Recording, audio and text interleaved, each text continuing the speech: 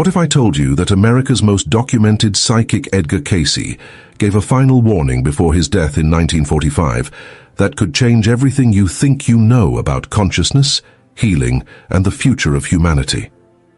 What if this warning, buried in over 14,000 documented readings, contains the key to understanding why our world seems to be falling apart spiritually? I'm about to reveal the shocking truth about Cayce's final prophecies that even his closest followers struggled to accept. By the end of this video, you'll understand why his last readings were so disturbing that some people wished he had never given them at all. But first, let me ask you something. Have you ever felt like humanity is sleepwalking towards some kind of spiritual catastrophe? Like we're ignoring signs that are right in front of us? Well, you're not alone, and Edgar Cayce saw this coming decades ago. Here's what we're going to uncover together. First, the terrifying accuracy of Cayce's final prophecies about America's spiritual decline. Second, his documented warnings about what he called the Great Awakening that most people would miss. And third, the specific steps he gave in his readings for those who would listen to prepare for what's coming. Edgar Cayce wasn't just any psychic. This man from Hopkinsville, Kentucky, could enter a trance state and access what he called the Akashic Records, the cosmic library of all human experience. For over 40 years, his secretary Gladys Davis transcribed every single word he spoke while unconscious. 14,000 documented readings. No other psychic in history comes close to this level of verification. But wait, there's something most people don't know about Cayce's final years. As World War II was ending, his readings began taking on a different tone. Gone were the hopeful healing remedies and gentle life guidance. Instead, Cayce began speaking about something he called the Great Purification that would test humanity's soul. In reading 397615, given in 1944, Cayce warned that America would face a spiritual crisis that would make the Great Depression look like a minor inconvenience.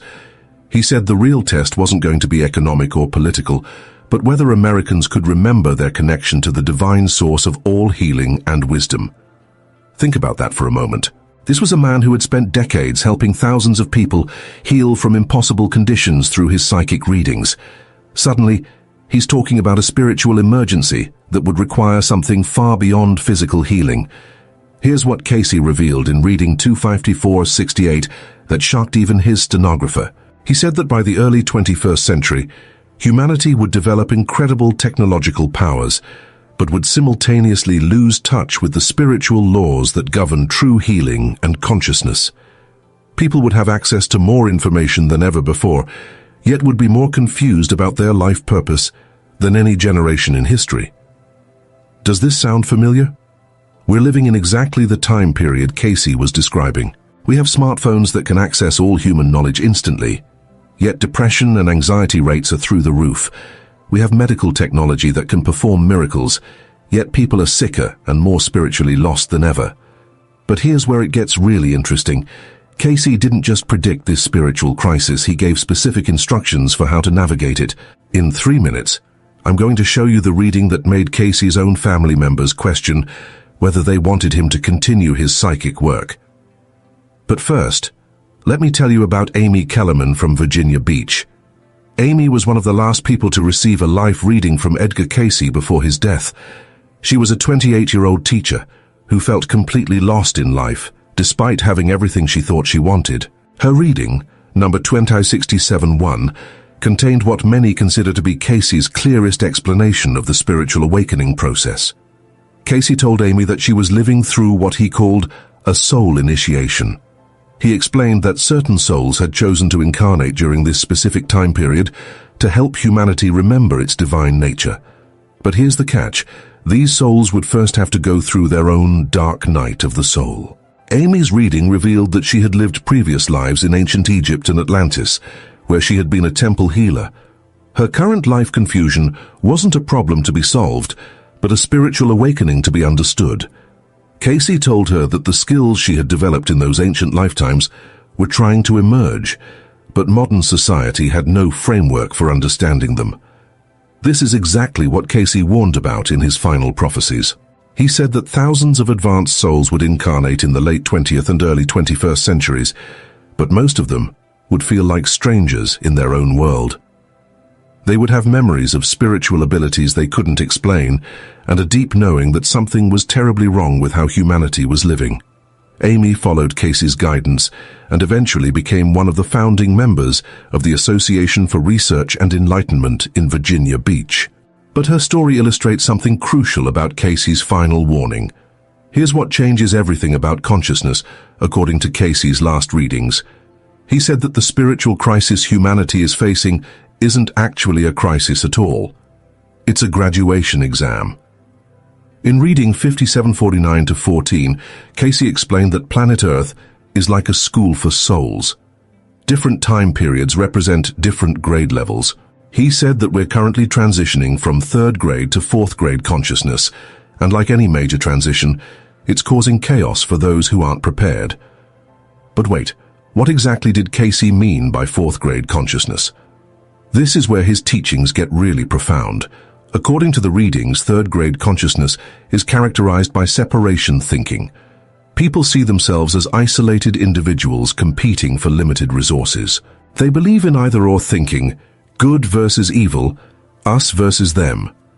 This is the consciousness that has dominated human civilization for thousands of years. Fourth grade consciousness, on the other hand, is based on unity thinking. People begin to understand that all consciousness is connected, that what affects one person affects everyone. They start to access what Cayce called the Christ consciousness, not as a religious concept, but as a level of spiritual development available to all human beings. Here's the shocking part. Cayce said that this transition was not optional. Every soul on Earth during this time period would have to choose between third grade and fourth grade consciousness. Those who refused to evolve would find themselves increasingly unhappy and confused, while those who embraced the transition would discover abilities they never knew they had. Remember how I mentioned that reading which disturbed Cayce's own family? Here it is. In one of his final trance sessions, reading 5748-6, Cayce was asked about the future of psychic phenomena. His answer was so unsettling that his wife Gertrude asked him never to address the topic again while in trance. Cayce said that by the early 2000s, psychic abilities would become so common that they would no longer be considered special. Children would be born remembering their past lives clearly. Adults would begin having prophetic dreams and visions on a regular basis. People would start reading each other's thoughts and emotions without even trying. But here's why this terrified his family. Cayce explained that most people would be so frightened by these emerging abilities that they would desperately try to shut them down. They would turn to drugs, alcohol, entertainment, and other distractions to avoid facing the reality that consciousness was expanding whether they wanted it to or not. He said that this would create two distinct groups of people. Those who embraced their expanding consciousness would experience unprecedented levels of health, creativity, and spiritual fulfillment. Those who fought against it would experience increasing levels of mental illness, addiction, and what he called soul sickness. Does this description match what you're seeing in the world today? We have more people than ever reporting psychic experiences, yet also more people than ever struggling with depression and anxiety. We have access to more spiritual information than any generation in history, yet also more confusion about what's actually true. This is exactly what Cayce predicted would happen during the Great Purification. But here's what most people missed about Cayce's final warning. He wasn't trying to scare anyone. He was trying to prepare them. In reading 262-89, Cayce gave specific instructions for navigating this transition. He said that the most important thing was to maintain what he called spiritual equilibrium. This meant staying grounded in daily spiritual practices while remaining open to new levels of consciousness. Let me share with you the story of Robert Johnson, a businessman from Norfolk who received one of Cayce's last health readings. Robert was suffering from what doctors called nervous exhaustion, but Cayce's reading revealed something much more interesting. Cayce told Robert that his physical symptoms were actually the result of his soul trying to adjust to higher frequencies of spiritual energy. He explained that as consciousness evolves, the physical body has to learn to handle more refined energetic vibrations. People who resist this process often develop mysterious illnesses that conventional medicine can't treat effectively. The solution wasn't medication or therapy. Cayce prescribed a combination of meditation, specific dietary changes, and what he called spiritual service. He told Robert to find ways to help other people awaken to their spiritual nature, because teaching others would help stabilize his own energy system. Robert followed Cayce's guidance, and not only recovered his health but discovered he had natural healing abilities. He spent the rest of his life working with people who were going through similar spiritual transitions. This brings us to the most important part of Cayce's final warning. He said that the people who would successfully navigate the Great Purification would be those who understood that spiritual evolution is a collaborative process, not an individual achievement. Here's what Cayce revealed about the Akashic records that explains everything. He said that the Akashic records aren't just a cosmic library of past events. They're actually a living system that connects all consciousness together. When one person evolves spiritually, it makes it easier for everyone else to evolve. This is why Cayce was so insistent that people share their spiritual discoveries with others. He understood that consciousness evolution spreads like ripples in a pond. The more people who wake up to their true spiritual nature, the easier it becomes for others to wake up as well. In reading 5756-12, Cayce gave what many consider to be his most important prophecy about America's spiritual future. He said that despite all the chaos and confusion, America would eventually become the birthplace of a new form of Christianity that combined the best of Eastern and Western spiritual traditions.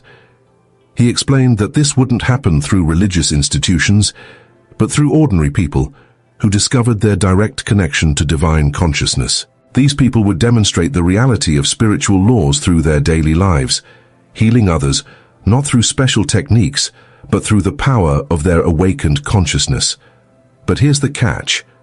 Cayce said this spiritual renaissance would only happen if enough people were willing to go through their own individual awakening process first. He warned that if too many people chose to remain in third-grade consciousness, the transition would be much more difficult and painful for everyone. This is why Cayce's final warning was so urgent.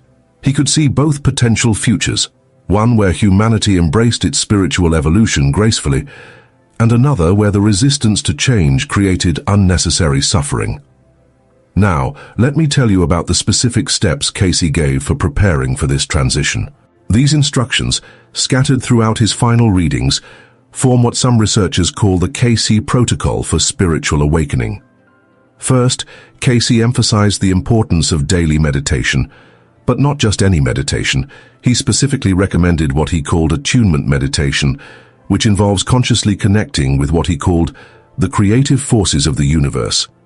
This isn't about emptying the mind, but about filling it with divine consciousness. Second, he stressed the importance of studying spiritual principles, particularly the law of karma and reincarnation. Cayce said that understanding these laws would help people make sense of their life experiences and see the larger pattern of their soul's development. Third, he recommended what he called spiritual service. This means actively looking for ways to help other people grow spiritually, whether through healing, teaching, or simply being a positive example of awakened consciousness. Fourth, Cayce emphasized the importance of physical purification through proper diet, exercise, and what he called internal cleansing. He explained that spiritual evolution requires a clean physical vehicle to handle higher frequencies of consciousness. Finally, and this might be the most important, Cayce stressed the need for what he called group soul work. He said that the advanced souls incarnating during this time period were meant to find each other and work together as spiritual communities.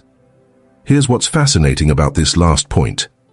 Cayce predicted that traditional religious institutions would largely miss the Great Awakening because they would be too attached to old forms of spiritual practice. Instead, he said the real spiritual revolution would happen through informal networks of awakened individuals who recognized each other through what he called soul resonance.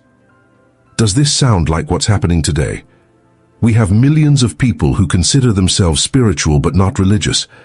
We have countless online communities where people share their psychic experiences and spiritual discoveries. We have a growing movement of people who are combining ancient wisdom with modern science to understand consciousness. This is exactly what Cayce saw coming. But here's what most people are missing about this spiritual awakening. Cayce warned that it would be accompanied by what he called false prophets and spiritual materialism. He said that as people became more interested in consciousness expansion, there would be countless teachers and systems that promised quick spiritual advancement without the necessary inner work. In reading 57.523, Cayce gave specific guidance for distinguishing between authentic spiritual teachers and those who were misleading people. He said that true spiritual teachers always emphasize service to others, never ask for personal worship or excessive money, and consistently demonstrate the fruits of spiritual development in their own lives. Most importantly, he said that authentic spiritual paths always lead to greater love, compassion, and wisdom, never to fear, separation, or spiritual pride. This guidance is especially relevant today when we have so many different spiritual teachers and systems available. Cayce's criteria provide a reliable way to evaluate which approaches are truly helpful for spiritual evolution. Now let me share with you one of the most remarkable documented cases from Cayce's final period. This is the story of Margaret Thompson, a nurse from Richmond who received reading 1968-2, just 3 months before Cayce's death. Margaret had been experiencing what she called waking visions since childhood, but had always dismissed them as imagination. During World War II, however, her visions became so accurate that she started paying attention. She could see wounded soldiers before they arrived at her hospital and often knew exactly what treatments they would need. When Margaret finally got a reading from Cayce, he explained that she was experiencing what he called the awakening of the Christ consciousness within her. He told her that her healing abilities were a natural result of her soul's development over many lifetimes, and that she had chosen to incarnate during this particular time period specifically to help with the transition of consciousness. But here's what makes Margaret's case so significant. Cayce told her that her experiences were just the beginning. He said that within a few decades, thousands of people would be having similar awakenings, and that it would be important for the early awakeners to document their experiences and help others understand what was happening. Margaret followed Cayce's guidance and spent the rest of her life working with what she called spiritual emergence cases. She helped hundreds of people understand that their unusual experiences weren't signs of mental illness, but evidence of consciousness expansion. Her detailed records, now housed in the ARE archives in Virginia Beach, provide some of the best documentation we have of how spiritual awakening actually unfolds in ordinary people's lives. This brings us to perhaps the most important aspect of Cayce's final warning.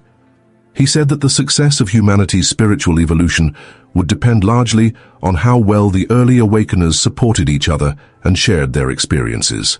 He explained that consciousness evolution has always happened through what he called group soul initiations.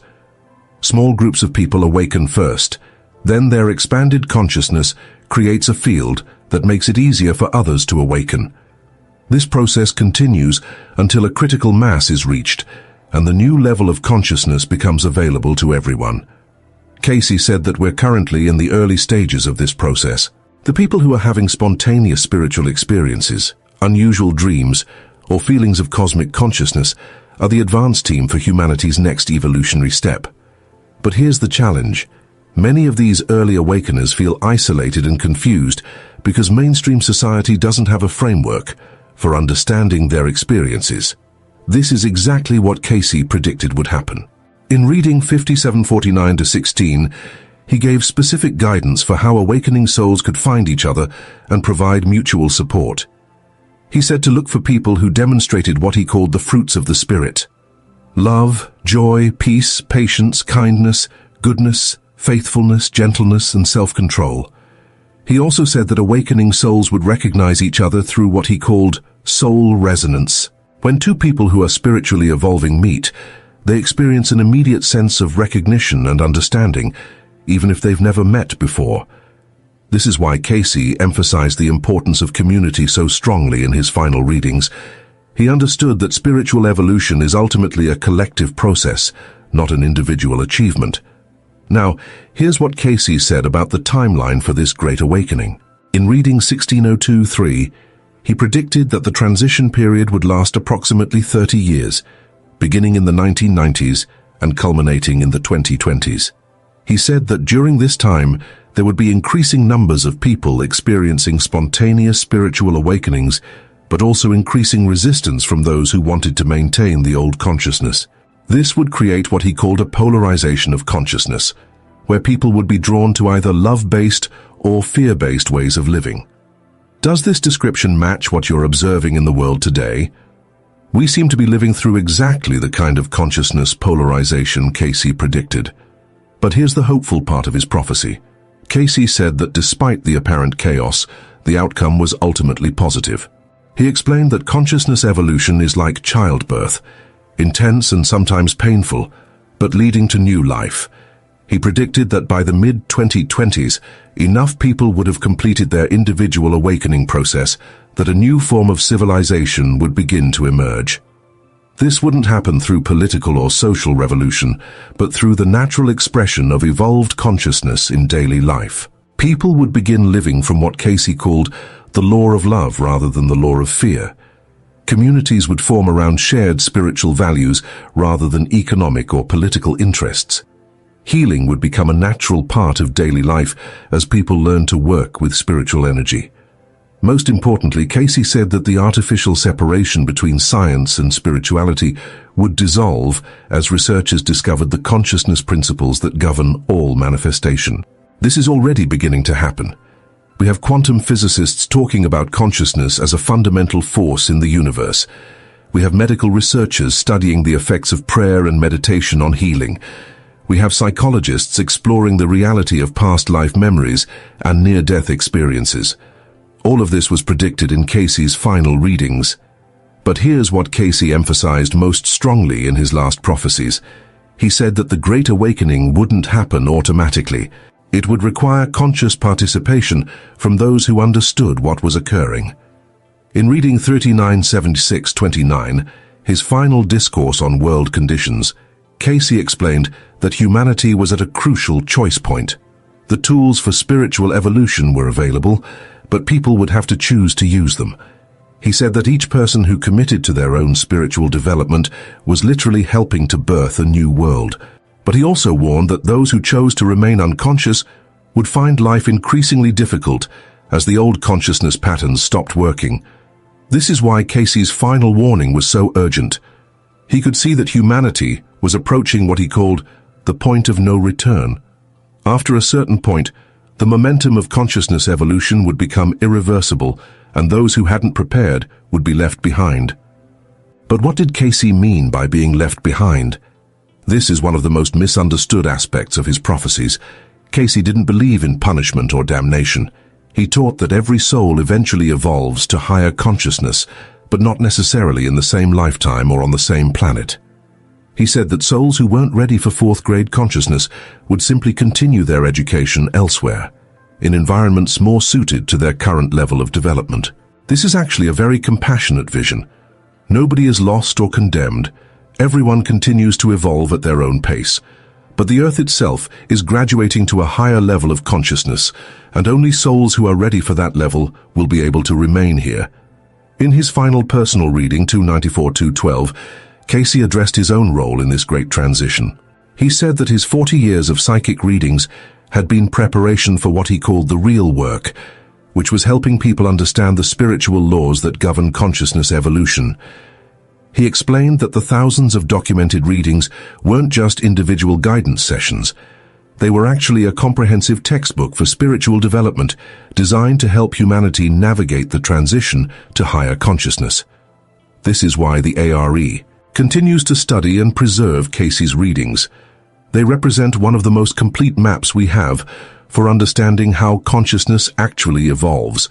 But here's what Cayce emphasized in that final reading. He said that the information was only valuable if people actually applied it in their daily lives. Intellectual understanding wasn't enough. The spiritual principles had to be lived and demonstrated. He also said that each person who successfully navigated their own awakening process would become a living example for others who were just beginning the journey. This is how consciousness evolution spreads, through demonstration rather than preaching. As we near the end of our time together, let me share with you the most practical guidance from Cayce's final warnings. First, Trust your inner experiences. If you're having unusual dreams, spontaneous healing experiences, or moments of expanded consciousness, don't dismiss them as imagination. Document them and look for patterns. Second, find your spiritual community. Look for others who are going through similar experiences. Share your discoveries and learn from theirs. Remember, this is a collaborative process. Third, maintain your daily spiritual practices. Meditation, prayer, study, and service create the foundation for stable spiritual development. Without these anchors, consciousness expansion can become chaotic and frightening. Fourth, stay grounded in physical reality. Spiritual evolution isn't about escaping the world, but about bringing higher consciousness into everyday life. Take care of your body, maintain your relationships, and fulfill your practical responsibilities. Finally, remember that you chose to be here during this extraordinary time in human history. Your presence on Earth during the Great Awakening isn't an accident. You have a unique contribution to make to humanity's spiritual evolution. Cayce's final warning wasn't meant to frighten anyone. It was meant to prepare us for the most exciting adventure in human history, the conscious evolution of an entire species. The question isn't whether this awakening will happen. According to Cayce's readings, it's already underway and accelerating rapidly. The question is whether you'll consciously participate in it or try to resist it. The tools are available, the guidance is clear, the community is forming. The only thing missing is your decision to step fully into your spiritual potential. Edgar Cayce spent his entire life demonstrating that consciousness is far more powerful and flexible than most people realize. His final warning was simply this: the time for playing small is over. Humanity is ready for its next evolutionary leap, and that leap begins with individuals like you who are willing to awaken to their true spiritual nature. The sleeping prophet has given us the roadmap. Now it's up to us to walk the path. The future of human consciousness literally depends on the choices we make in the next few years. What will you choose? Will you be among those who help birth a new world? Or will you remain asleep while the greatest transformation in human history unfolds around you? The choice, as always, is yours. But remember, Edgar Cayce saw this moment coming, and he knew that souls like yours would be here to answer the call. The awakening has begun. Your time is now. For over a century, scientists have studied death through medical research, brain scans, and clinical observations, but 90% of what actually happens to people after they die has remained a complete mystery that conventional science simply cannot explain. Researchers can monitor the moment the heart stops, document brain activity flatlines, but what happens to consciousness itself? Where does the person actually go? This is where science hits a wall. But what if I told you that one man documented over 14,000 cases that revealed exactly what happens to those 90% of people who die? And the truth is more shocking than anything scientists ever imagined. This man wasn't a doctor or researcher. He was Edgar Cayce, and his extraordinary gift allowed him to access information that no scientific instrument could detect. Let me ask you something that probably keeps you awake at night. What really determines where you go when you die? In the next few minutes, you're going to discover the 3 determining factors that Cayce revealed through his documented trance readings. Information that science is only now beginning to understand through near-death experience research. You'll also learn the specific technique that Cayce's spiritual guides taught to consciously prepare your transition to the spirit world. Write in the comments if you've ever felt the presence of a loved one who passed away. Because what you're going to discover about communication between dimensions will give you a completely new perspective on those experiences. Scientists can measure brainwaves, monitor vital signs, and document the exact moment of clinical death, but they've never been able to explain the thousands of documented cases of near-death experiences, after-death communications, or why some people report seeing deceased relatives during their final moments. This is where Edgar Cayce's work becomes absolutely crucial. The first devastating revelation that emerged from Cayce's readings was that the vast majority of souls arrive in what he called the spirit world in a state of complete confusion and disorientation. Medical science has no way to study this, But Cayce's 14,000 documented cases revealed a consistent pattern that scientists are only now beginning to recognize through consciousness research. But wait, because what you're about to hear about the death process is going to change everything you thought you knew about dying. While scientists can only observe the physical body shutting down, Cayce's unique ability allowed him to document what actually happens to consciousness after clinical death, and it's not what medical textbooks teach. For decades, Cayce documented case after case through his readings of people who communicated immediately after death. One particularly documented case involved a mother who had lost her son in an accident. During reading 39022, the son's spirit communicated through Cayce, describing how he had awakened in what seemed like a foggy twilight region, completely confused and unable to understand that he had left his physical body. This is something no scientific instrument could ever detect, yet Cayce documented thousands of similar cases with remarkable consistency. What he discovered challenges everything conventional science believes about consciousness and death. But here, Cayce's guides revealed something that completely baffles modern science.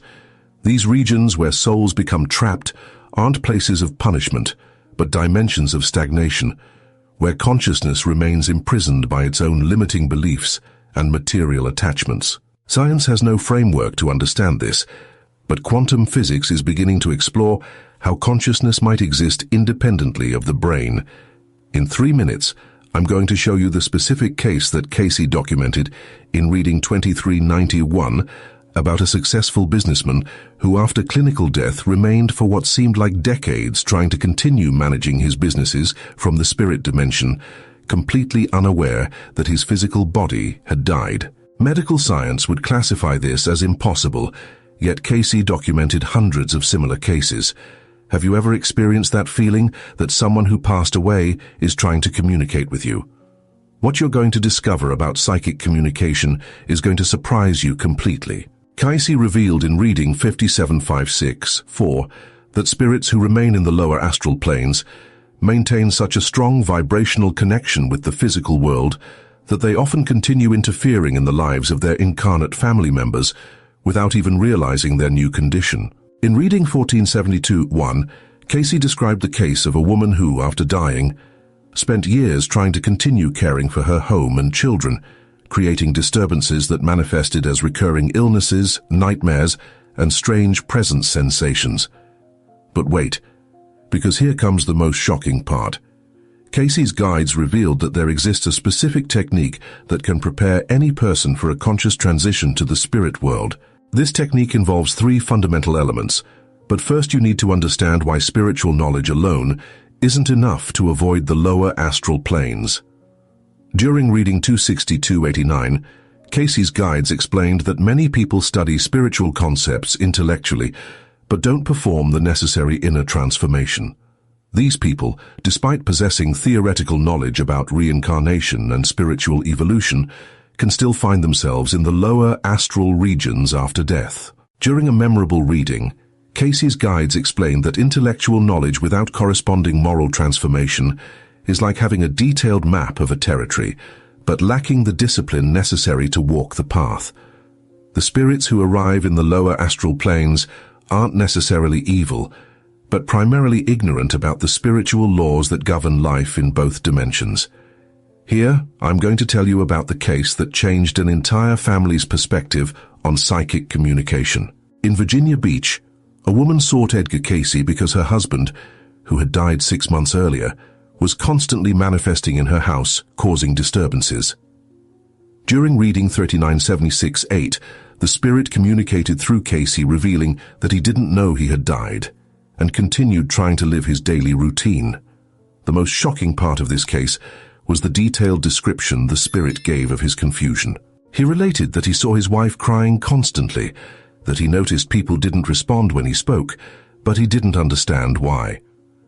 Cayce's guides explained that the spirit's excessive attachment to his material routine kept him magnetized to dense vibrations. Now I'm going to reveal the specific technique that Cayce's guides taught to consciously prepare the transition to the spirit world. The first element is what the readings called conscious detachment. This doesn't mean abandoning material responsibilities, but developing the capacity to fulfill earthly duties without creating emotional dependencies that become spiritual chains after death. Cayce's guides explained in reading 1567-2 that many people confuse love with possessive attachment. A father who genuinely loves his children desires their happiness and evolution, even after death. A possessively attached father will try to continue controlling and protecting his children from the spirit world, creating interferences that harm both the incarnate and the discarnate. The second element is the constant practice of prayer without rigid formulas. In reading 281:13, Cayce documented that spirits who maintain a vibrational connection with higher spheres through sincere prayer receive immediate assistance during the death process. Reading 57:49-6 describes how lost souls are rescued from the lower astral planes precisely because they maintain the habit of prayer, even in the midst of their suffering and confusion. Prayer acts as a kind of vibrational signal that allows rescue spirits to locate and assist those going through transition. The third element is what the readings called practicing good without fanfare. This means developing the habit of performing beneficial actions without seeking recognition or reward, thus creating a vibrational pattern that naturally attunes with the higher spiritual spheres. Cayce documented in reading 28:23-1 the case of a simple man, a street sweeper, who communicated after death relating how he had been immediately received by rescue spirits due to his habit of silently helping people in need during his earthly life. This case is particularly shocking because it demonstrates that spiritual evolution doesn't depend on intellectual knowledge or social position, but on the sincerity of intentions and constancy in practicing good. But here, Cayce's guides revealed something that will completely change your perspective on spiritual evolution. In reading 262-20, they explained that each thought, each feeling, and each action creates magnetic records in what Cayce called the soul body, or spiritual body. These magnetic records function like a kind of access code that automatically determines which spiritual region the spirit will be attracted to after death. There's no external judgment or divine punishment. Each being naturally heads toward the dimension that corresponds to their vibrational pattern. This revelation explains why some people, even possessing spiritual knowledge, can still find themselves in difficulties after death. Theoretical knowledge that doesn't translate into real character transformation doesn't modify the soul's records. Do you know that Cayce's guides revealed specific techniques to avoid the influence of unbalanced spirits during earthly life? But here comes something that will revolutionize your understanding of spiritual protection. In reading 5756-8, the guides revealed that there are 3 types of magnetic bridges that obsessing spirits use to interfere in the lives of the incarnate: the bridge of hatred, the bridge of fear, and the bridge of guilt. The hatred bridge forms when we feed deep resentments against people who have harmed us. These vengeful feelings create a direct connection with spirits who also vibrate in frequencies of hatred and destruction. Cayce documented in reading 37:442 the shocking case of a man who deeply hated his boss and began experiencing increasingly violent thoughts. During the reading, it was revealed that a vengeful spirit was amplifying these feelings, using the man's hatred as a doorway to manifest its own thirst for destruction. The fear bridge is established when we live in constant anxiety and dread about the future. In reading 262:3, Cayce's guides explained that uncontrolled fear creates a vibration of vulnerability that attracts spirits who feed on others' suffering. The guilt bridge forms when we eternally punish ourselves for past mistakes, rejecting divine forgiveness and the opportunity for repair. This magnetic self-torture attracts spirits who are also prisoners of their own guilt in the lower astral regions. The most extraordinary case Cayce documented about spiritual obsession involved a woman who was persecuted for years by her ex-husband's spirit. The manifestations included constant nightmares, threatening presence sensations, and objects moving without explanation. The clarification work lasted months, but the decisive transformation occurred when the woman began praying daily for her ex-husband, asking that he find peace and understanding. This sincere prayer practiced despite fear and resentment, created a bridge of light that allowed rescue spirits to reach the obsessing entity. During the final communication documented in reading 5756-12, the spirit expressed repentance and gratitude, explaining that the prayers had been like cords of light that had helped him escape the shadowy region where he had been imprisoned by his own destructive feelings. This case perfectly illustrates what Cayce's guides taught about the transformative power of unconditional love.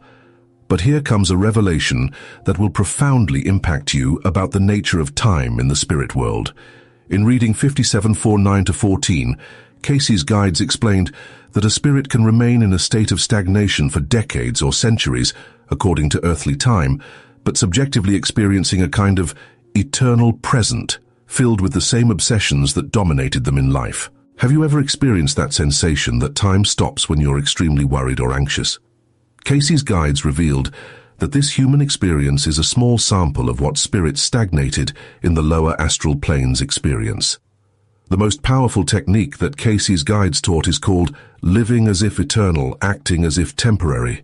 Living as eternal means making decisions based on permanent principles of love and justice.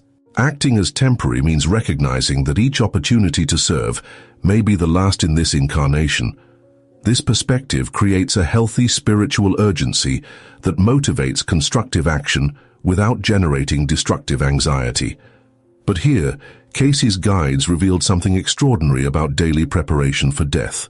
In reading 262-9, they taught a specific technique called the nightly review, which consists of reviewing each night the thoughts, feelings, and actions of the day before sleeping. This technique doesn't seek self-punishment, but the gradual development of spiritual consciousness. Cayce's guides explained that people who regularly practice this review develop what they called transition consciousness, being naturally prepared when the moment to die arrives. During a shocking reading, Cayce's guides revealed that daily sleep is natural preparation for death. Each night when we sleep, the spirit partially detaches from the physical body and experiences a small sample of what definitive death will be. People who sleep peacefully, after having consciously fulfilled their duties of the day, experience serene and restorative dreams. Those who sleep with consciousness disturbed by destructive actions frequently experience nightmares and agitated dreams. The most extraordinary case involved a doctor who received a terminal diagnosis and had only months to live. Instead of despairing, this doctor used the remaining time to enormously intensify his humanitarian activities. When he died, he communicated through reading 1159-1, describing how he had been received by higher spirits who led him to a spiritual colony dedicated to service. The most shocking part was his revelation that the terminal diagnosis had been a disguised blessing, because it forced him to concentrate in months on evolutionary work that could have taken decades. Cayce's guides commented that we all live under a terminal diagnosis because death can occur at any moment. When a person truly understands that each day may be the last, they naturally stop wasting time on futile worries and focus on what has permanent value. The final revelation I want to share with you comes from all of Cayce's spiritual guides. Each present moment is a unique opportunity for spiritual evolution. Each thought we choose, each feeling we feed, each action we perform is creating the vibrational pattern that will determine our experiences after death. But here Cayce's guides revealed something that will completely change your perspective on life's difficulties. In reading 5749-7, they explained that many of the most challenging trials we face in earthly life are spiritual vaccines designed to strengthen our moral resistance.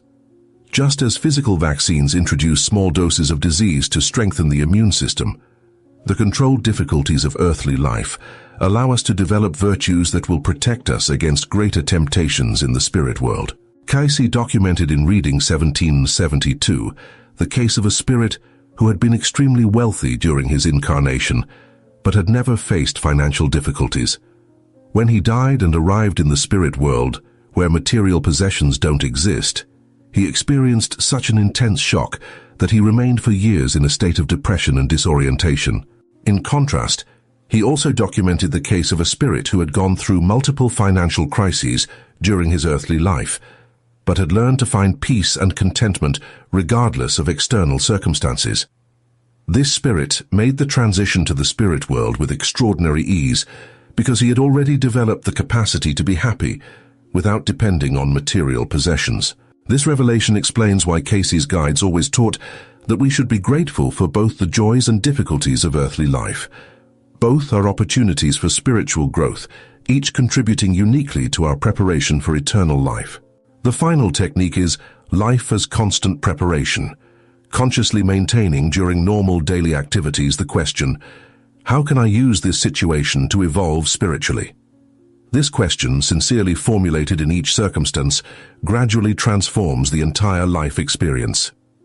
Remember that according to all of Edgar Cayce's revelations, avoiding the lower astral planes doesn't depend on impossible moral perfection, but on constant sincerity in self-improvement efforts, genuine love toward other beings, and persistent faith in divine goodness and justice. Your preparation for eternal life begins now in this moment, with the next decision you make, the next thought you choose to feed, the next action you perform.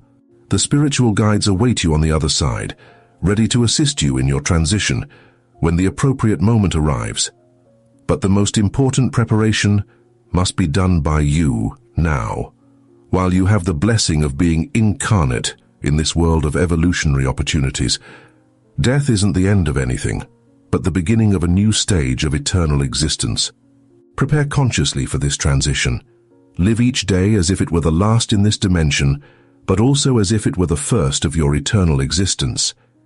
This is the wisdom that Edgar Cayce transmitted to us through more than 4 decades of documented readings dedicated to enlightening humanity about the eternal truths of spiritual life. What if I told you that a man from Kentucky, working from a small clinic in Virginia Beach, accurately predicted the stock market crash of 1929, the exact dates of both world wars, and described healing remedies that modern medicine is only now beginning to understand? Edgar Cayce, known as America's greatest psychic, gave over 14,000 documented readings between 1901 and 1944, and what he revealed about your spiritual future might completely change how you see consciousness itself. Have you ever felt like there's more to reality than what meets the eye? Like you're meant for something greater than your current circumstances? By the end of this video, you'll understand why Edgar Cayce's readings suggest that every single person watching right now is living through the most spiritually significant period in human history. I'm going to share 3 mind-blowing revelations from Cayce's documented readings. First, his specific prophecy about a global spiritual awakening happening right now in our lifetime. Second, the shocking truth about reincarnation that he revealed through thousands of life readings. And third, his detailed descriptions of Atlantis and how ancient souls are returning today with special missions. But here's what nobody talks about when discussing Edgar Cayce. This wasn't just some mysterious fortune teller working out of a carnival tent. This was a devoutly Christian man who accidentally discovered he could access what he called the Akashic records while in a self-induced trance state. The Edgar Cayce Foundation in Virginia Beach has meticulously preserved every single reading, complete with stenographer notes, follow-up reports, and documented outcomes. Let me paint you a picture of how this all began. It's 1901 in Hopkinsville, Kentucky. Edgar Cayce is a 24-year-old photographer who suddenly loses his voice. Doctors can't help him. He's desperate, facing the possibility of never speaking again. A traveling hypnotist suggests putting Edgar into a trance to see if his subconscious mind can diagnose the problem. What happened next would change everything we understand about human consciousness. While in trance, Edgar began speaking in a completely different voice, describing his throat condition in perfect medical terminology he'd never studied. But wait, this gets even more incredible. The voice didn't just diagnose the problem. It prescribed a specific treatment involving increased blood circulation to the vocal cords. Edgar followed the instructions, and his voice returned completely. Word spread quickly through Kentucky and beyond. People with incurable conditions started seeking out this strange young man who could apparently access unlimited medical knowledge while unconscious. The readings were so accurate, so detailed, that medical doctors began consulting Edgar Cayce for their most difficult cases. Here's what Cayce revealed in reading 25468 that shocked even his stenographer. A woman came to him with what doctors had diagnosed as terminal stomach cancer. In trance, Cayce's voice calmly stated that she didn't have cancer at all, but rather a severe digestive condition caused by specific dietary choices and emotional stress. He prescribed a treatment involving apple cider vinegar, specific dietary changes, and regular meditation. 3 months later, she returned completely healthy. The supposed cancer had vanished, but this changes everything about how we understand consciousness and healing. Cayce wasn't just randomly guessing. In over 9,000 medical readings, he maintained an accuracy rate that astounded physicians of his era. He could describe internal conditions he'd never studied, prescribe treatments using medical terminology he'd never learned, and recommend remedies that wouldn't be discovered by conventional medicine for decades. Think about this for a moment.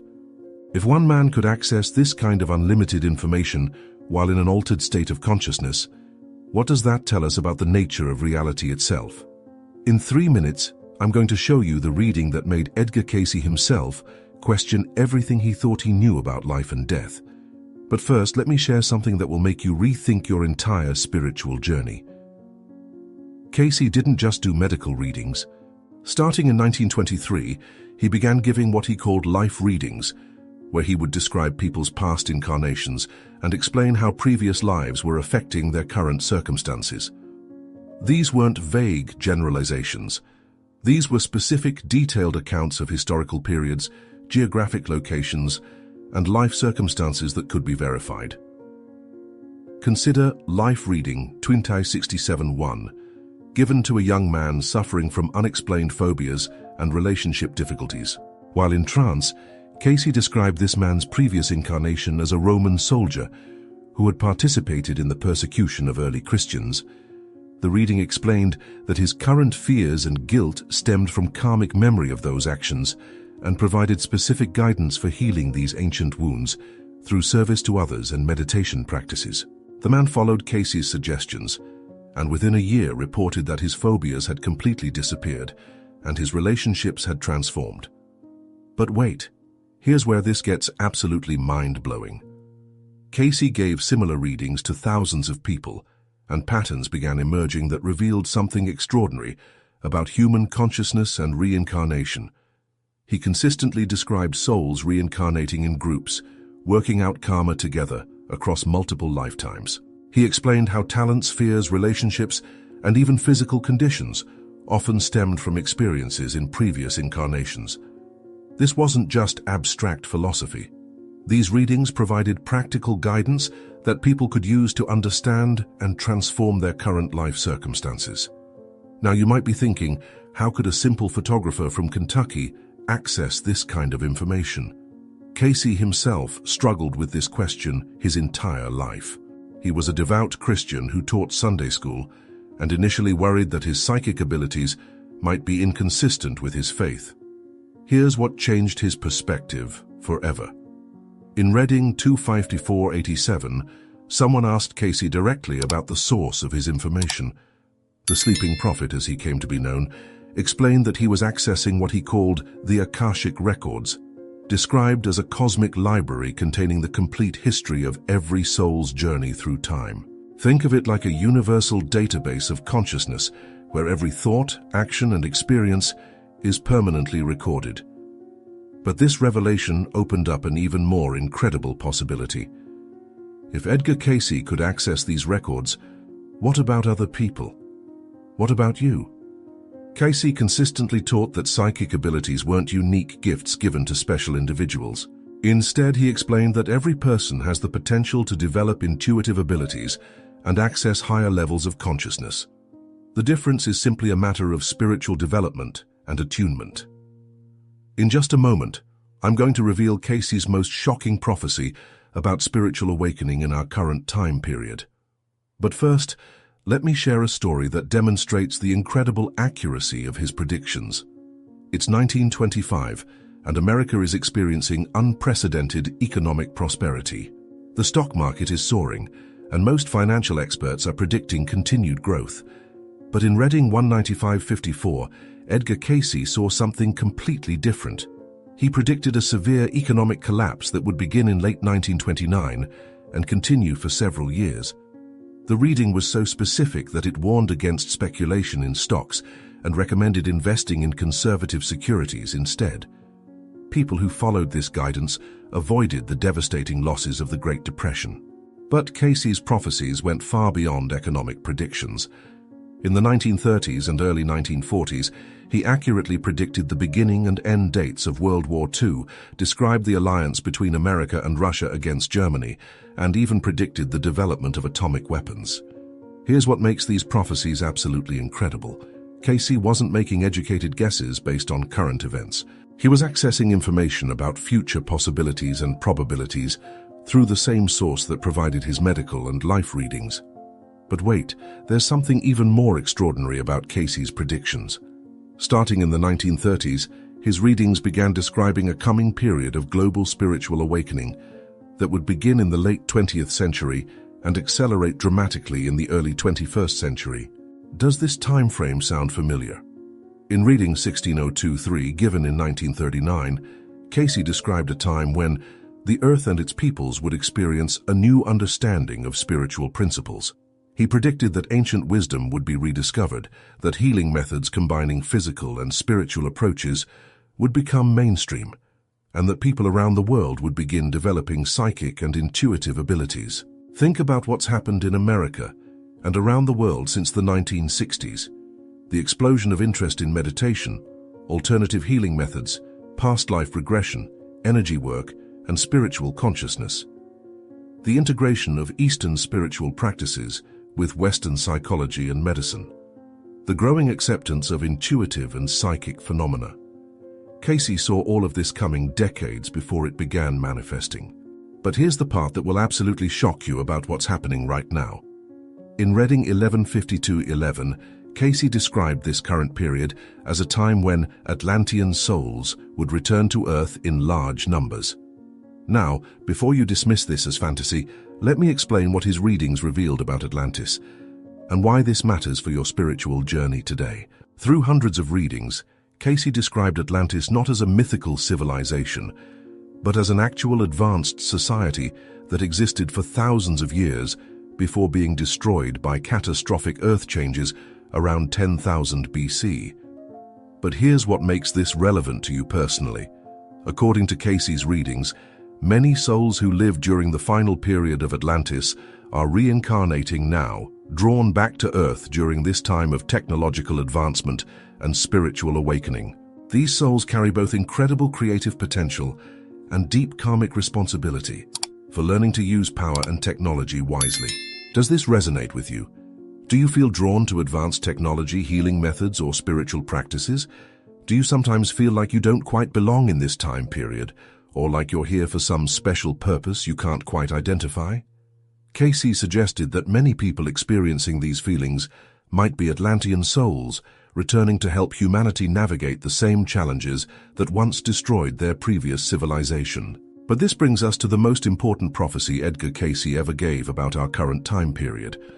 In reading 378-16, given in 1933, Cayce described the years between 1998 and 2025 as a critical transition period for human consciousness. He predicted that during this time, humanity would face a choice between spiritual evolution and self-destruction. The outcome would depend on whether enough individuals chose to develop their spiritual nature and work for the good of all humanity. Look around you right now. Consider the challenges facing our world. Climate change, political divisions, technological advancement outpacing wisdom, and growing inequality. At the same time, notice the unprecedented interest in spiritual development, consciousness exploration, alternative healing, and holistic approaches to life's problems. We're living exactly in the time period Cayce described as humanity's great spiritual test. But here's the incredible hope embedded in his prophecies. Cayce consistently taught that this transition period, challenging as it might be, would ultimately lead to a new age of spiritual understanding and human cooperation. He described a coming time when healing would integrate physical, mental, and spiritual approaches, when people would routinely use intuitive abilities to solve problems, and when humanity would learn to live in harmony with both technology and nature. The question is, what role are you meant to play in this spiritual awakening? This is where Cayce's teachings become intensely practical for your life right now. In thousands of readings, he provided specific guidance for spiritual development that anyone can follow. He consistently recommended daily meditation, regular prayer, selfless service to others, and study of spiritual principles as the foundation for developing psychic abilities and higher consciousness. But wait, there's a specific practice Cayce recommended that most people have never heard about. In reading 281:13, he described a technique for accessing your own Akashic records through what he called attunement meditation. This involves entering a meditative state while holding the specific intention to receive guidance about your soul's purpose and past life influences affecting your current circumstances. Cayce taught that every person could learn to access the same source of information he used in his readings. The difference is simply a matter of spiritual preparation, sincere motivation, and consistent practice. Here's a documented case that demonstrates how powerful this can be. A businessman from New York received a life reading from Cayce in 1928 that described his soul's mission to develop healing centers, combining medical treatment with spiritual counseling. The reading provided specific guidance about location, methods, and even potential partners for this work. Initially skeptical, the man gradually began following the guidance. Within 5 years, he had established 3 successful healing centers that integrated medical treatment with meditation, prayer, and counseling. These centers helped thousands of people and became models for the holistic health movement that would later spread across America. But this changes everything about how we understand individual purpose and spiritual mission. Cayce's readings consistently taught that every soul incarnates with specific talents, purposes, and opportunities for growth. Your current life circumstances, relationships, challenges, and opportunities aren't random events. They're precisely arranged learning experiences designed to help your soul evolve toward greater love, wisdom, and service. Think about your own life for a moment. What recurring themes do you notice? What talents come naturally to you? What causes or types of people do you feel drawn to help? What challenges keep appearing that force you to develop specific qualities or skills? According to Cayce's teachings, these patterns provide clues about your soul's intended purpose in this lifetime. But here's what nobody talks about regarding Edgar Cayce's most profound legacy. Beyond the medical readings, life readings, and prophecies, Cayce provided humanity with a complete framework for understanding consciousness, reincarnation, and spiritual evolution that bridges the gap between religious faith and scientific inquiry. His readings describe a universe that's fundamentally spiritual in nature, where consciousness is the primary reality, and physical matter is simply one expression of universal creative force. This worldview offers practical answers to humanity's deepest questions. Why do we suffer? What happens after death? What's the purpose of life? How can we develop our spiritual potential? How should we treat others? What's our responsibility to the planet and future generations? Cayce's answers to these questions weren't abstract philosophy. They were practical guidance based on direct access to what he called the universal consciousness, or the Christ consciousness. And here's the most incredible part of his entire body of work. In reading 262:87, Cayce explained that the information he accessed wasn't limited to him personally. He described the Akashic records as being available to anyone who approaches them with pure motivation and sufficient spiritual preparation. He taught that developing psychic abilities and accessing higher guidance isn't about becoming special or different from other people. It's about becoming more fully human, more completely yourself. This is why Edgar Cayce's work remains so relevant today. He provided proof that human consciousness extends far beyond the physical brain, that we're all connected to unlimited sources of wisdom and healing, and that every person has the potential to develop extraordinary abilities for helping themselves and others. But there's one final revelation from Cayce's readings that ties everything together. In his final years, Edgar Cayce's readings began emphasizing that the most important psychic ability anyone can develop isn't predicting the future or diagnosing illness.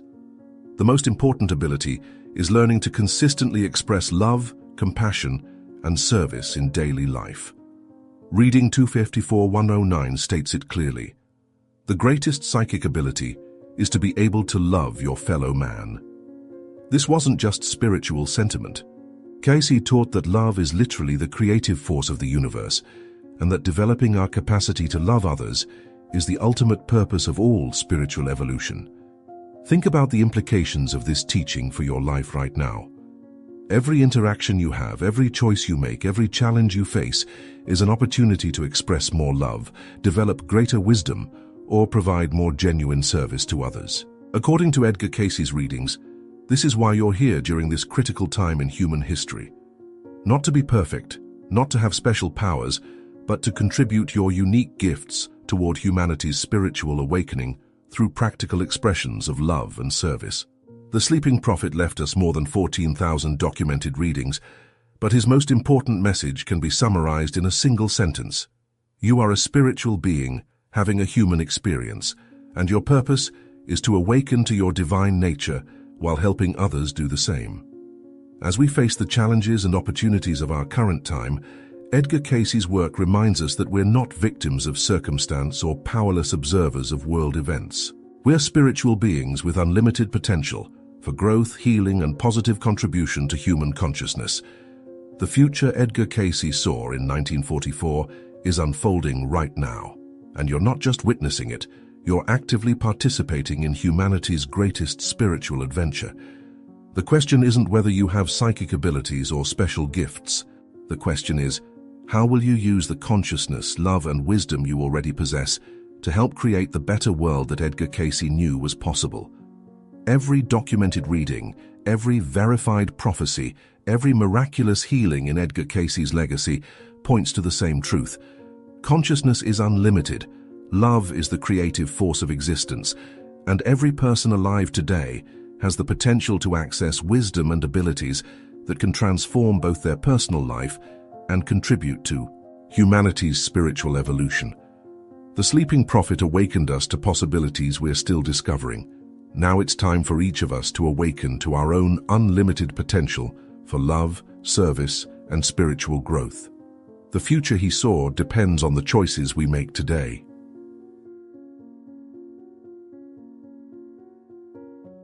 What if I told you that a man who never studied medicine successfully diagnosed over 9,000 people while completely unconscious? What if this same man predicted the stock market crash of 1929, the beginning and end of both world wars, and earth changes that are happening right now in America? Edgar Cayce, known as the Sleeping Prophet, left us over 14,000 documented psychic readings that continue to unfold with terrifying accuracy. Today I'm going to reveal 3 specific prophecies from his readings that point to a major transformation coming to America. And by the end of this video, you'll understand why even skeptics are paying attention to what Cayce saw in our future. Before we dive into these shocking predictions, I want you to think about this. Have you ever had a dream that felt more real than reality itself? Have you ever known something was going to happen before it actually did? Keep that feeling in mind, because what you're about to discover about Edgar Cayce will completely change how you understand consciousness and the hidden forces shaping our world. Edgar Cayce wasn't your typical psychic. Born in rural Kentucky in 1877, he discovered his extraordinary gift by accident when he lost his voice as a young man. Under hypnosis, he not only cured his own condition, but began accessing what he called the Akashic Records, a cosmic library containing the soul records of every person who has ever lived. But here's what will shock you about Cayce's method. Every single day for over 40 years, Cayce would lie down on a simple couch in his Virginia Beach office, loosen his tie, fold his hands over his stomach, and enter a trance so deep that doctors couldn't detect normal consciousness. His secretary, Gladys Davis, would sit beside him with her stenographer pad, recording every word that came through this sleeping man. What emerged from these sessions would revolutionize our understanding of healing, reincarnation, and humanity's spiritual destiny. But wait, there's something even more remarkable about these readings. Cayce himself had no memory of what he said during these trances. He was a devout Christian who sometimes felt conflicted about the information coming through him, especially when it contradicted traditional religious teachings. Yet the accuracy of his medical diagnoses was so extraordinary that doctors from around the world began consulting him for their most difficult cases. Let me share with you one documented case that will give you chills. In reading 54011, Cayce diagnosed a woman with a rare spinal condition that 3 different doctors had missed. He prescribed a specific combination of treatments, including osteopathic adjustments and a particular oil massage technique. The woman followed his recommendations exactly, and within 6 months, her condition completely disappeared. The attending physician was so amazed that he spent the rest of his career studying Cayce's medical readings. Here's what Cayce revealed in reading 25468 that changes everything about how we understand consciousness. He explained that every thought, every action, every experience of every soul is recorded in what he called the Akashic records. Think of it as a cosmic internet where all information about past, present, and future exists simultaneously. When Cayce entered his trance state, he was accessing this universal database to provide healing information and glimpse future events. This brings us to the first major prophecy that's unfolding right now in America. In multiple readings given throughout the 1930s and 1940s, Cayce consistently warned about what he called the breaking up period that would begin in the late 20th century and intensify in the early 21st century. He specifically mentioned that this would be a time when old systems and structures would crumble to make way for a new spiritual consciousness. In reading 3976-15, given in 1934, Cayce stated that there would be the breaking up of conditions that have existed in the earth. He went on to describe upheavals in weather patterns, geological changes, and social structures that would force humanity to turn towards spiritual solutions. When you look at what's happening in America today, the extreme weather events, the social divisions, the questioning of traditional institutions, it's impossible to ignore the accuracy of these predictions. But here's the part that will really grab your attention. Cayce didn't just predict destruction, he revealed the deeper spiritual purpose behind these changes. In reading 1152:11, he explained that these upheavals are necessary to awaken humanity to its true spiritual nature. He said that souls have become too focused on material concerns and have forgotten their divine connection. The breaking up period serves as a wake-up call to return to spiritual values. Now, I promised you 3 specific prophecies, and the second one will shock you because it's happening right before our eyes. Cayce repeatedly spoke about what he called the awakening of the Kundalini in the American consciousness. For those unfamiliar, Kundalini is the spiritual energy that lies dormant at the base of the spine in Eastern traditions. But Cayce took this concept further, applying it to entire populations and nations. In reading 281-13, Cayce described how America would experience a mass spiritual awakening beginning in the late 20th century. He saw millions of Americans suddenly becoming interested in meditation, alternative healing, psychic phenomena, and ancient wisdom traditions. He predicted that yoga studios would become as common as churches, that meditation would be taught in schools, and that alternative medicine would gain mainstream acceptance. Think about this for a moment. When Cayce gave these readings in the 1940s, yoga was virtually unknown in America. Meditation was considered exotic, and alternative medicine was dismissed by the medical establishment. Yet today, over 36 million Americans practice yoga. Meditation is taught in major corporations and schools, and integrative medicine is offered in most major hospitals. The spiritual awakening Cayce predicted is happening exactly as he described. But wait, there's something even more specific about this awakening that Cayce revealed. In reading 1158-12, he explained that this spiritual renaissance would begin on the east coast of America and spread westward, following what he called energy lines across the continent. He mentioned Virginia Beach specifically as one of the primary centers for this awakening. Today, Virginia Beach is home to the Association for Research and Enlightenment, the organization founded to preserve and study Cayce's work, and it has indeed become a major center for spiritual seekers from around the world. Here's where it gets really interesting. Cayce didn't just predict that Americans would become more spiritual. He explained why this awakening was necessary for the survival of human civilization. In reading 3976-29, he stated that unless humanity develops its psychic and spiritual abilities, it would destroy itself through technological advancement without wisdom. He saw a future where spiritual development would become as important as scientific progress. This brings us to the third and most dramatic prophecy, one that even seasoned Cayce researchers approach with caution. Throughout his readings, Cayce consistently spoke about major earth changes that would reshape the geography of America and the world. These weren't just casual predictions, they were detailed, specific, and repeated across multiple readings spanning decades. In reading 3976-15, Cayce predicted that portions of the east coast of America would be broken up, that new land would appear in the Atlantic and Pacific, and that the Great Lakes would empty into the Gulf of Mexico. He saw Los Angeles and San Francisco being destroyed, and new land appearing off the coast of the southeastern United States. Most dramatically, he predicted that much of Japan would go into the sea, that northern Europe would be changed, and that there would be open waters appear in the northern portions of Greenland. Now, before you dismiss these predictions as too extreme, consider this. Cayce gave specific timeframes for some of these changes, stating they would begin to manifest around 1958 to 1998 and continue into the early decades of the 21st century. When we look at the dramatic increase in seismic activity, the unprecedented melting of polar ice, the rising sea levels, and the extreme weather patterns we're experiencing, many researchers believe these earth changes are already underway, just manifesting more gradually than originally interpreted. But here's what Cayce revealed that puts these earth changes in a completely different perspective.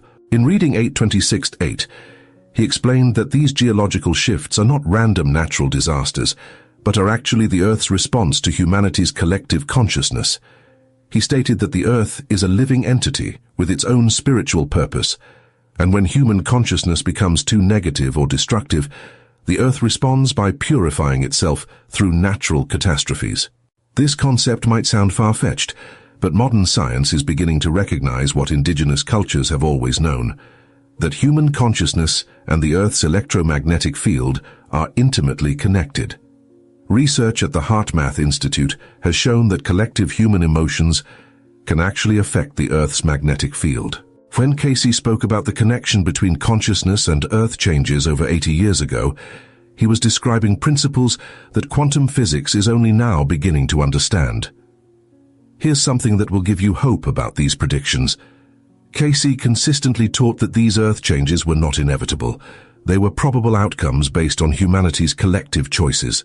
In reading 416-7, he stated that through prayer, meditation, and raising consciousness, humans could minimize the severity of these changes. He saw groups of spiritually minded people around the world serving as lightning rods to help stabilize the Earth's energy during turbulent times. This is why Cayce's work remains so relevant today. He wasn't just predicting disaster. He was providing a roadmap for spiritual transformation that could help humanity navigate these challenging times. In reading 262-52, he outlined specific techniques for developing psychic abilities, healing others, and connecting with higher consciousness. These weren't theoretical concepts, but practical instructions based on universal spiritual laws. Let me share with you one of the most profound healing cases from Cayce's files that demonstrates the power of consciousness to create miraculous changes. A young woman came to Cayce with advanced tuberculosis that doctors said was incurable. In reading 4021-1, Cayce prescribed a combination of specific dietary changes, a particular breathing exercise, and most importantly, a daily meditation practice where she would visualize golden light filling her lungs. The woman followed Cayce's recommendations religiously. Within 6 months, her tuberculosis had completely disappeared, leaving her doctors baffled. But here's the remarkable part. X-rays showed that her lungs were not only healed, but actually stronger than before the illness. This case, documented in the ARE archives, demonstrates what Cayce taught about the mind's ability to heal the body when properly directed. Now you might be wondering how all of this applies to your own life and spiritual development. Cayce's readings contain specific guidance for navigating the current period of transformation. In reading 5749-2, he outlined what he called the prerequisites for spiritual development. These include daily meditation, service to others, studying spiritual truths, and maintaining a positive mental attitude regardless of external circumstances.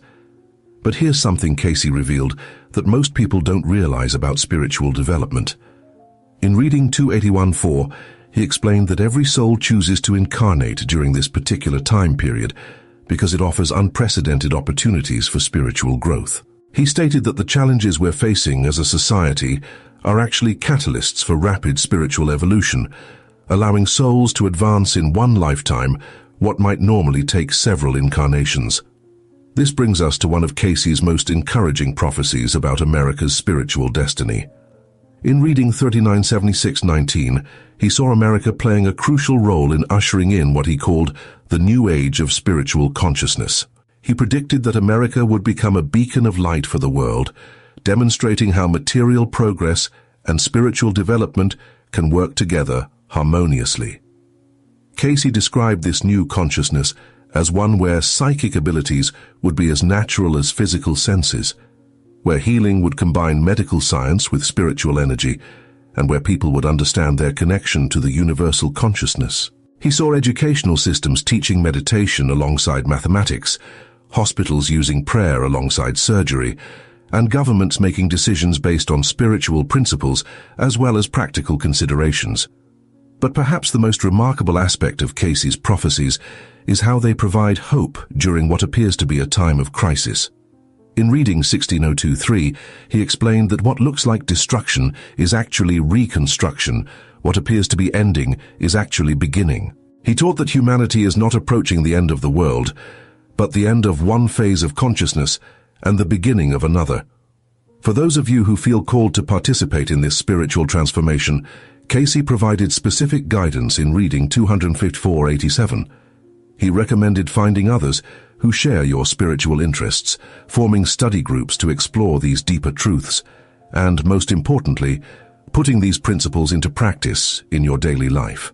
He emphasized that spiritual knowledge without application is worthless, but when lived authentically, it becomes a powerful force for positive change. The evidence for Cayce's prophetic accuracy continues to mount with each passing year. His prediction of Israel becoming a nation again made decades before it happened. His description of the Dead Sea Scrolls being discovered, given years before their actual finding. His warnings about the stock market crashes of 1929 and the subsequent Great Depression, provided when the economy appeared strong. But beyond the prophecies, Cayce's greatest gift to humanity may be his teachings about the nature of consciousness itself. In reading 37444, he revealed that consciousness is not produced by the brain, but exists independently and uses the brain as an instrument. This understanding, now being explored by cutting-edge neuroscientists, explains how Cayce could access information while unconscious and how all of us have latent psychic abilities waiting to be developed. As we face the challenges ahead, whether they be earth changes, social upheavals, or personal transformations, Cayce's readings provide both warning and guidance. They remind us that we are not victims of circumstances, but co-creators of reality, capable of influencing outcomes through our thoughts, prayers, and actions. The Sleeping Prophet's message is ultimately one of hope and empowerment. Yes, major changes are coming to America and the world, but these changes are part of a larger spiritual awakening that will ultimately benefit all of humanity. By understanding these prophetic warnings and applying Cayce's spiritual teachings, we can not only survive the transformation ahead, but thrive as we step into a new era of human consciousness. The question now is not whether these changes will occur, but how prepared you are to navigate them with wisdom, compassion, and spiritual strength. Edgar Cayce left us a roadmap.